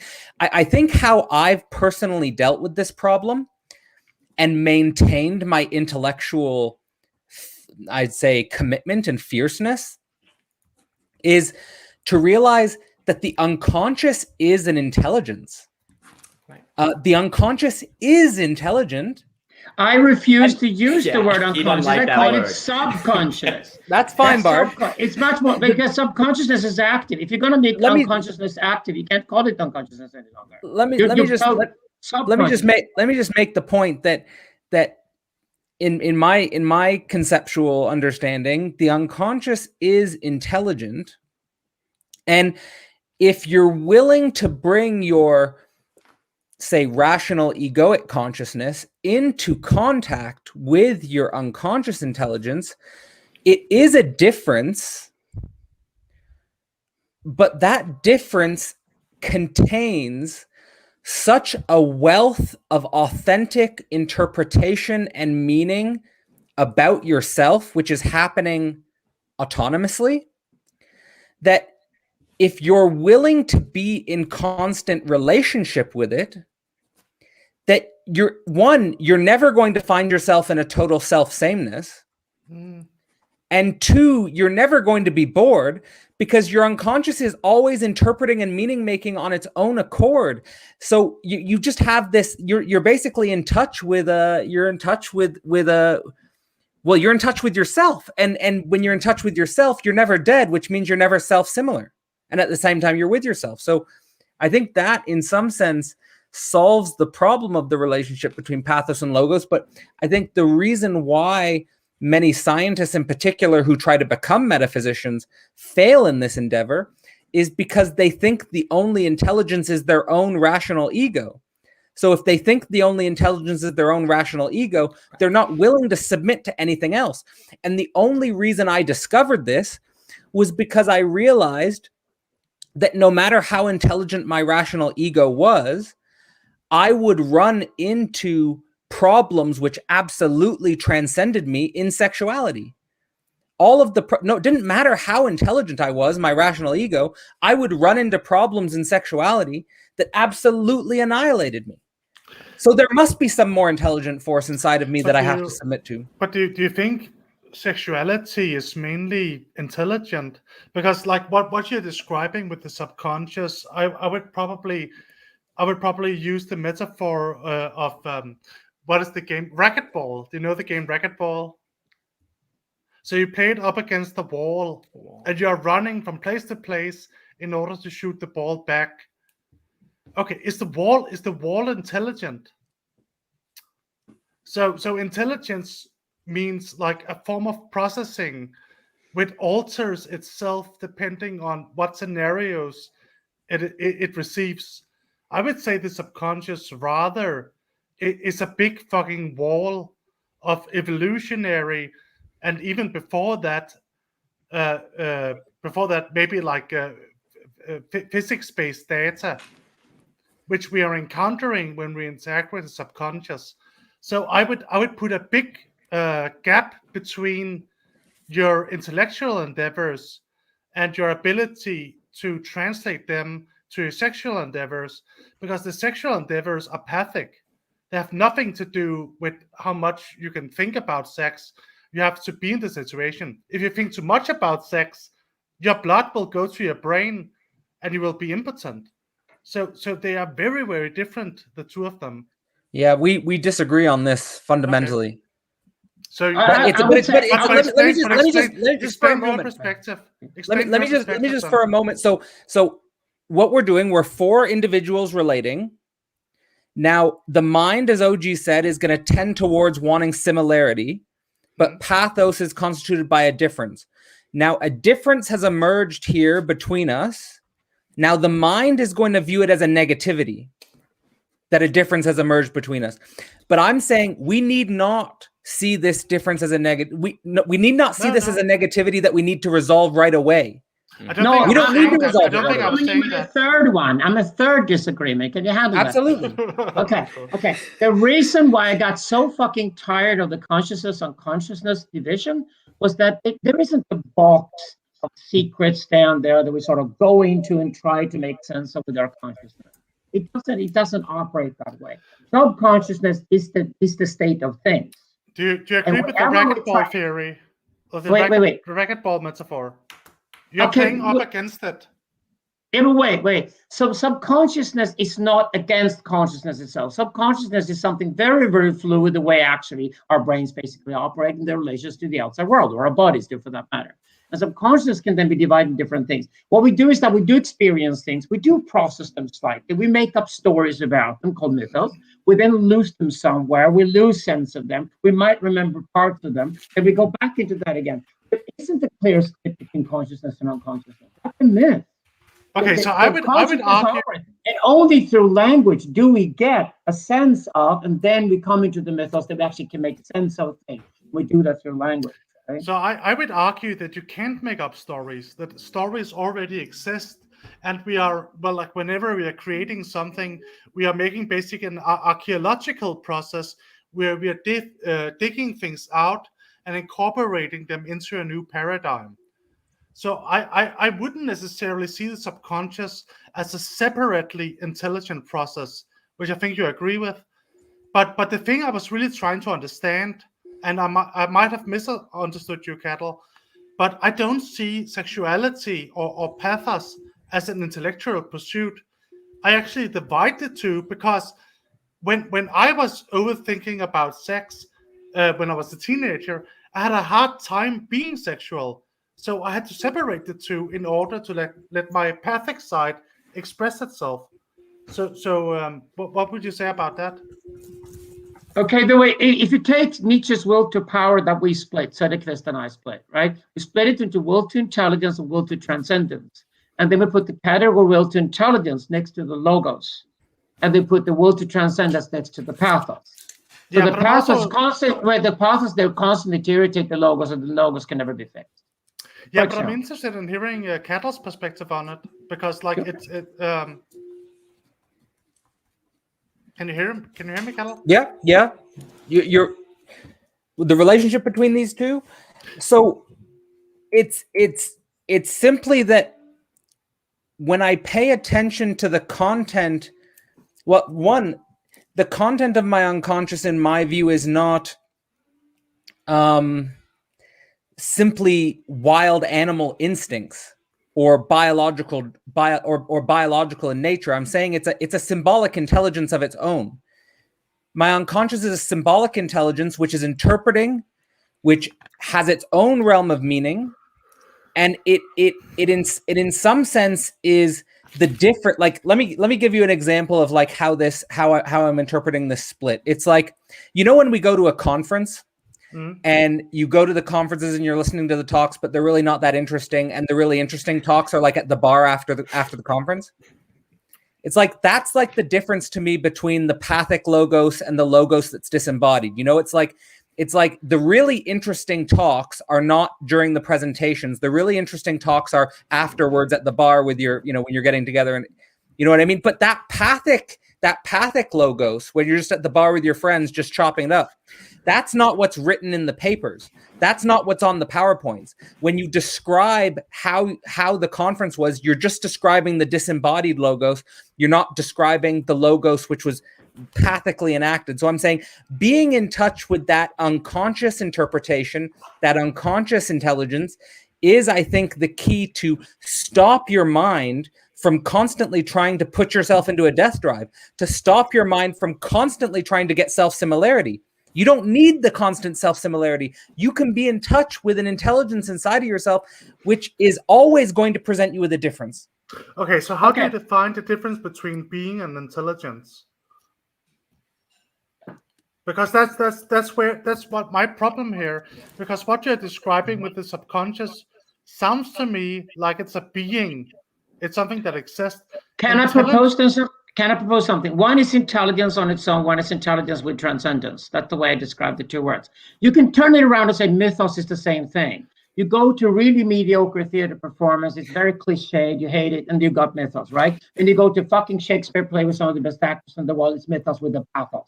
That's exactly why art actually should be placed in the pathos. Because without the pathos in something, it's dead. And I think that's where the similarities with Kant's description of his own understanding of his own subconscious. Okay, but now you're proposing an unconscious intelligence, which to me sounds like panpsychism. So you're describing an intelligence which we are not conscious of, and it's not necessary that I have a problem with it, but I like my racquetball theory better, which is that it's a ball we play up against, where intelligence must be left for the conscious actor. Well, not to interrupt, gentlemen. First off, one of the first things my father-in-law did as a test when I went up to Pennsylvania was take me to play squash, and I found out that I had no hand-eye coordination and that it was very difficult to do racquetball in squash. Second, there's something about when I take the ball and I hit it and it hits the wall, I am intelligent. You know, there's intelligence to hit the ball, and when it hits the wall, I know there's a knowledge that comes from hitting against the wall. Maybe the wall itself is not intelligible, but there's a kind of gaining intelligence from hitting against the wall or different things like that, right? I think what Mr. Dr. Last is getting at is the importance. We have to see ourselves, the term I like to use is we have to perpetually figure out ways to think of ourselves and to constitute ourselves in terms of incompleteness with the in parentheses. So the in is parentheses and a sort of incompleteness where we are always constantly able to kind of shut ourselves down. In the same way, I always like to write metaphysics with the META in parentheses, right? You know, where it's there because it's kind of weird. It's physics, but it's also metaphysics, and it's kind of going back and forth. And I think it's kind of funny, you know, Derrida, when he was trying to, and I think this kind of speaks to the need of emergent thinking, so on and so vectors. You know, when Derrida was trying to describe Heidegger, he did that part where every time he wrote the word being, he slashed it out, right? You know, you would not be allowed, and you would not be allowed in an English classroom to get away with a being with slashes through it. But that was the only way Derrida could kind of get at this idea in Heidegger, that being conceals itself in the moment you think about it, right? It's always concealing, but that concealing is proof that there was something there. But then the thing that was there that is now gone wasn't there, so maybe it wasn't there. What's going on? And it's kind of funny because right there, that dilemma itself gets back to the poet, who's always trying to describe something that if you could put entirely to words, would the very fact you could put it entirely into words would prove that it was not a very good subject for a poem. You know, why would you know, if you can actually, like, it's, you need to, don't write another poem about your cat. The Plowshares doesn't tend to accept those for publication. So, you know, a good poem is always about something that the very writing of it must kind of be hysteric, have a sort of weirdness to it, et cetera, so forth, precisely if the subject was worthy of writing about.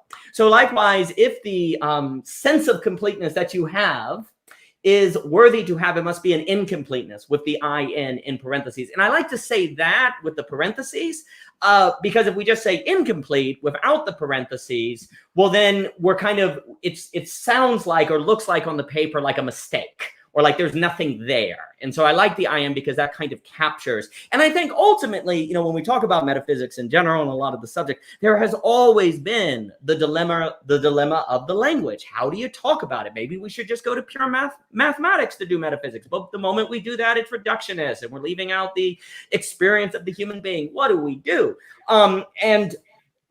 But we have to figure out a way to talk to these subjects. I think you gentlemen do, because you all understand we have to avoid a stable state, in a sense, or I call it an internally consistent system. And the whole conflict of mind, true isn't the rational, is about epistemologies or ways of thinking that avoid the mistake of conflating rational and true and having an internally consistent system and so on and so forth.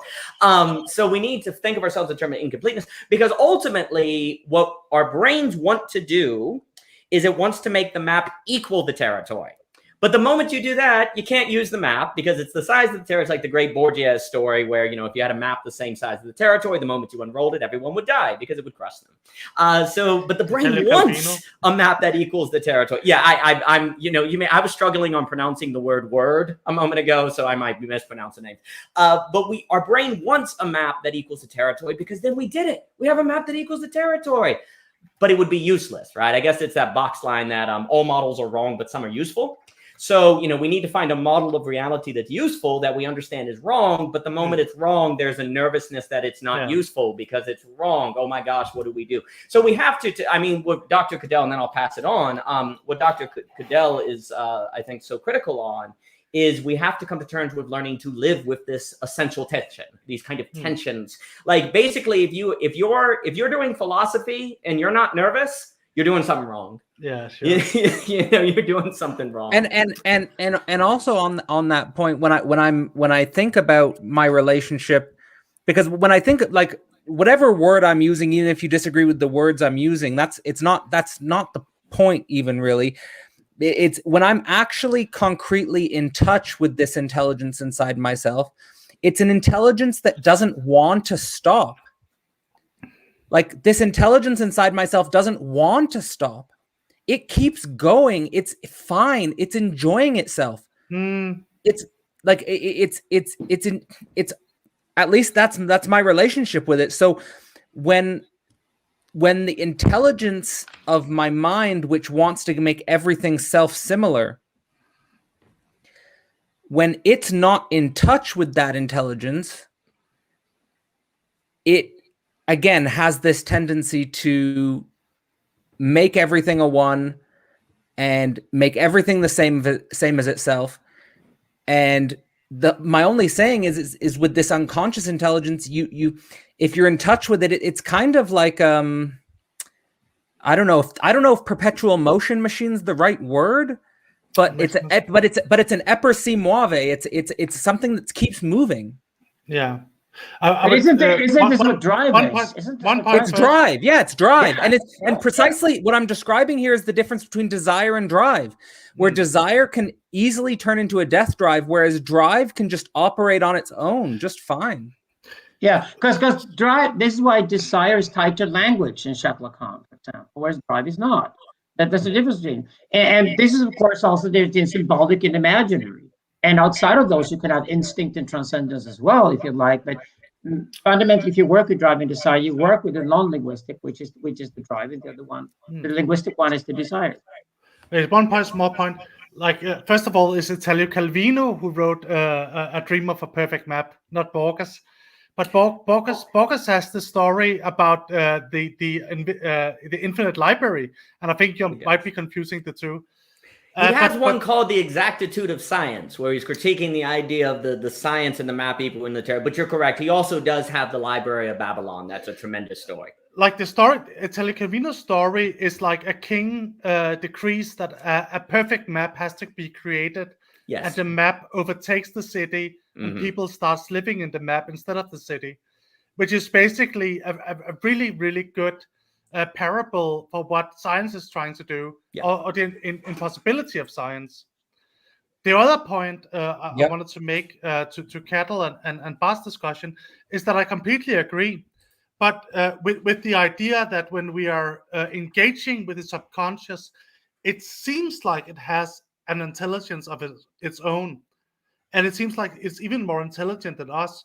I would be careful of using the concept intelligence, because we are the actor. The ego is the one who goes into the subconscious to look for information. The information is already there. So it's changing based on our desire, but it doesn't have a pathic nature of its own. It doesn't have its own phallus. We have the phallus to seek different information. The subconscious is there. It has always been there. It will always be there. But it is not a conscious chooser of what information it passes on to you. I think that might be where we disagree, because when I was thinking about the racquetball idea, like, to me, if I was to make sense of using that metaphor, the wall that we're playing racquetball with would be some sort of dynamical, intelligent thing, not just a wall that's, static and still. It would be a wall that's almost like an alien wall that's like intelligently responding to your racquetball hits. Okay, so let's go into some Jungian concepts. So the subjective unconscious or the collective unconscious is near infinite, because it embodies all that we haven't discovered yet. So I would say that this dynamic structure that you're talking about, and I agree, because I'm really a Jungian myself, and I wanted to be intelligent and alive, but I'm struggling with the concept, because then we are basically attributing, we are projecting ourselves into something that isn't necessarily us directly. Look, most of the resistance to Freud when he was developing the idea of the unconscious, to take into the history of the idea of the unconscious, most of the resistance to Freud was that he was suggesting that there was, well, that the unconscious was an intelligence, and that it was a part of our psyche that was not our ego, and that the most of the recoil against the idea of the unconscious intelligence was that it was seen as a humiliation, that there was an intelligent force inside of us that is not our ego. It's humiliating the Cartesian cogito. How do you define intelligence? Well, I mean, because I would say that intelligence is defined as the conscious act of making choices, where I would never subscribe that definition to something that is not conscious. So I believe in the concept of individuation, which is enlarging our consciousness to envelop these subconscious themes. But I would say that the narrative structures within the subconscious, which are in a battle with each other, like Apollo and Dionysus, their dynamic is already structured, where my dynamic to the subconscious is changing their intelligence. But Dionysus and Apollo, their structure is like an ebb and a flow state. But I can either choose to go with the ebb and the flow or stay stagnant. But the subconscious can't do that. It has to exist in this like trans intelligent state of being.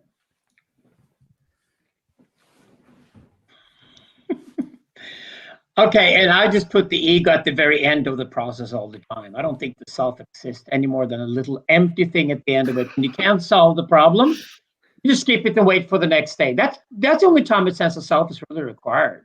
The self can't exist. As long as you're in the flow and solve problems, there's no self involved. Well, the self, that's the Jungian concept. The self doesn't exist because the self is the totality of all. Jesus is a metaphor of the self, which I always also think is a problem because he never explored his animalistic side. But he's like a metaphor of the European version of the self, a person who is completely in not mine, definitely not. Not mine either.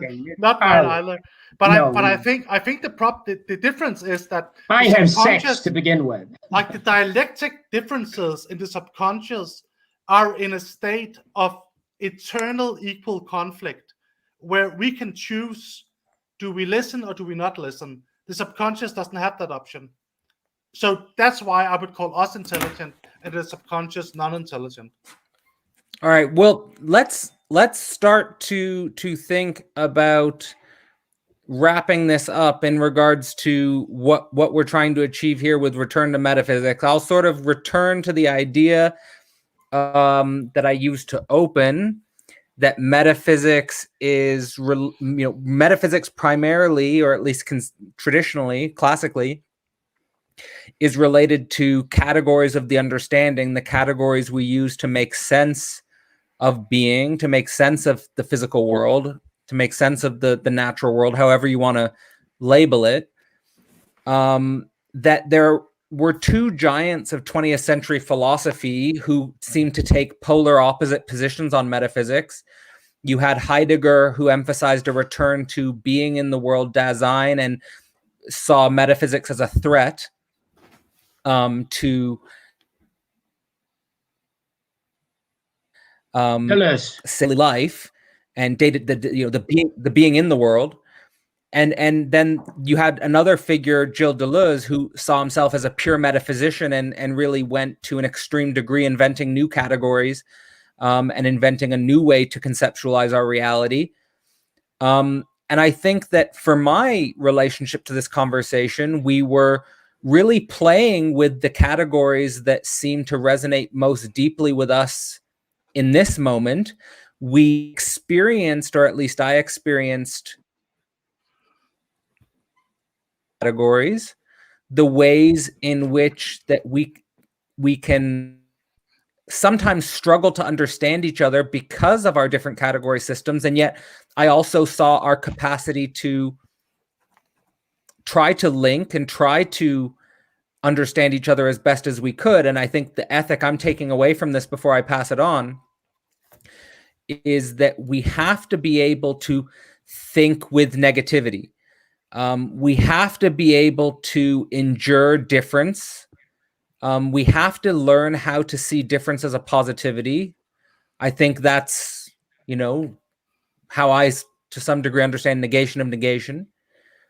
And that the reason why we must do that is because there is so much potential in coming together and relating, and there's so much potential in clashes between monstrous conceptual entities, and I think we all are monstrous conceptual entities here. So I'll pass that on to, I guess, OG, since I think Elung's in the dark right now. Yeah, can I just make a little protest? Do we really say metaphysician, not metaphysicist? I think Deleuze said metaphysician.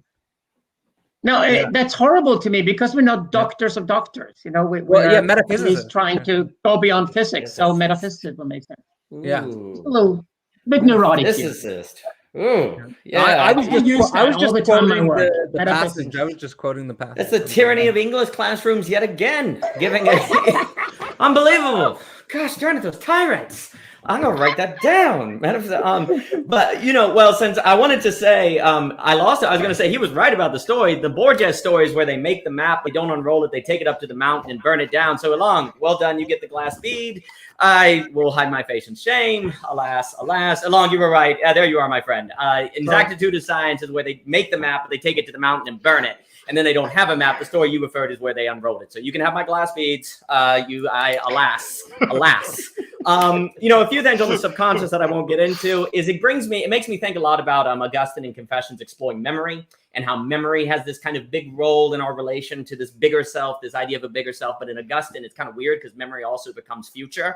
It has, in the paper on absolute knowing, I bring in like what memory is into Augustine. It's kind of interesting, but that's a different topic. On metaphysics, bringing it all together, for Heidegger, metaphysics became in service of technological thinking, because if we could make a cup be the form of a cup, then we could mass produce cups that follow that form, and then the particularities of cups would be lost. So there was this warning that metaphysics was going to be in service of taking out the particularities of life. You could almost say it would be form without essence for Aristotle. So he was very concerned about that, because he wanted there to be difference. Because if we go back to what we were saying, similarity is a sign of difference, and it's also only meaningful when there's difference. Like a way to think about, why is it when you in a relationship or when you're dating or something like that, when you find someone who's like really something, there's simultaneously you relate to them, there's a similarity, but also this radical differenceness. And when you find like someone who's too similar to you, there's no attraction. It's this really weird thing where similarity becomes beautiful and meaningful precisely because there's this incredible difference that the similarity in a sense is overcoming, but also acknowledging. Now, of course, relationships get in trouble when you're framing the difference as opposed to letting it go. The metaphor my wife uses that I use every chance I get. She talks about if you saw someone with a bird and they were clutching it by the legs and walking around, you went, oh, okay. But there was this other guy who had his hand open and the bird landed on it. And then the bird flew off, but then the bird came back and then it flew off. And she asked the question, who really owns the bird? And you would say the second person, because the bird can fly off and come back and there's a relation. But the first person is just sort of totalitarian. And that's kind of what I think Heidegger was warning about. With metaphysics becoming a clutching, as opposed to what we've talked here as sort of openness. And I think also Deleuze was on the camp of saying, well, we need to maintain, metaphysics does not have to be that way. And the question becomes, I think what it would be another discussion, does Deleuze kick out the dialectic in his thinking, or does he simply say he kicks out the dialectic, but still use it in some of his other works that then maintain the epistemology? What does that look like in Deleuze, and how do we work that out in different things like that? So yeah, I think to close, I think it's extremely important that as philosophers, as metaphysicists, it even rolls off the tongue now. You hear that? Metaphysicists. That's why it's a good word for you. Metaphysicists. Struggle with it. How do we as metaphysicists be people that have a bird that lands on their hand, flies off, and comes back, as opposed to people that clutch it by the legs and claim that we own it? I can just begin here and say that I love this conversation. I think I'm struggling with two different dialectics, and instead of calling the first dialectics, which is again not according to transcendental emergence, because it doesn't have a first, there's a dialectic between hypertime and space-time, of course, incredibly fascinating, because actually I think sort of physics has to head next, and also natural sciences lead the natural sciences. You go into some kind of potentials, theory of potentials that can't really be applicable to science the way it's done, which is really interesting. But then it's truly metaphysics, isn't it? But there's also the what I'm going to explore definitely, because moving forward, you guys can get involved in this, is what I call the dialectic negation and oscillation, which, of course, historically is the conflict between Hegel and Nietzsche, the supposed conflict between Zizek and Deleuze. It's been repeated in the Western philosophy the last 100 years. But I would say, speaking a Hegelian way, and the fundamental Hegelian subject versus substance, it really strikes me that it's within the substance category that hypertime and space-time is probably the most interesting dialectic. And it's in the subject category that negation and oscillation are the most fundamental ones. We'll see how that evolves eventually, see where Catalyst at with it, see you guys are at with it. But I found it incredibly useful, because we have to do metaphysics for every one of these fucking emergence sectors.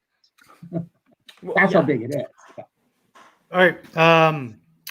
I think this maybe might be a bit of a summation of all of it. But when Zeus created mankind, he held it up and parted it in the middle, so one half would always long after the other. But that was also what created the identity of masculine and feminine, because otherwise there would be no such difference which identified the difference between men and women. And I think the same is true for being itself.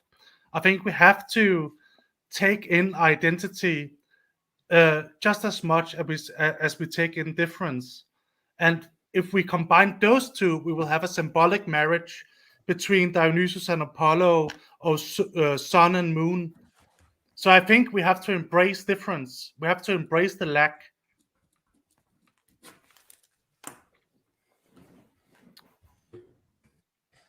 All right. On that note, I think that,